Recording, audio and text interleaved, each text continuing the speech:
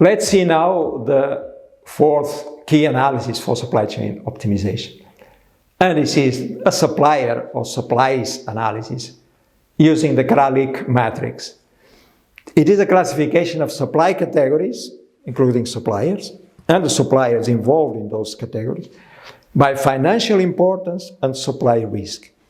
This is of the utmost importance for a resilience checkup of your supply chain, namely suppliers. It is a classification, as we said, of supply categories. We can see in two axes. In the y-axis, we are going to input based on a spend analysis for product categories, based on an ABC classification of spend.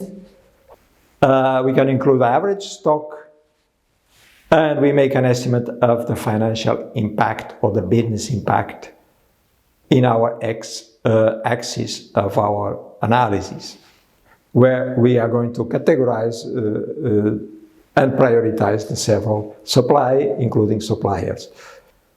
And in the x-axis, we do a risk analysis for the same categories. Do we have one vendor or we have more than one vendor? Do we have capacity constraints, service level issues, exposure to market fluctuation? And we assign a supply risk.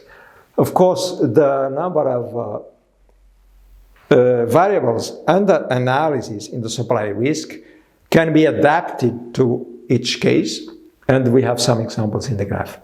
The same for business impact. Then the Kralik matrix is just a summary, is a way of classifying our supplies in 4 strategic categories.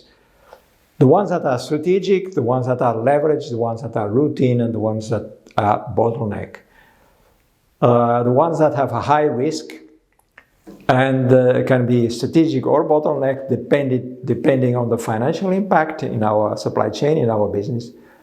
And the ones that have a low supply risk can be just routine management of supplies and suppliers without a small risk.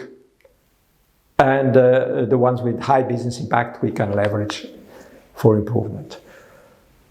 So we need to classify the spending and the risk. As we saw, the spend analysis we explain will give us the business impact of our spending in a scale of 1 to 10 or 1 to 5, depending on the case. And the risk analysis is the same.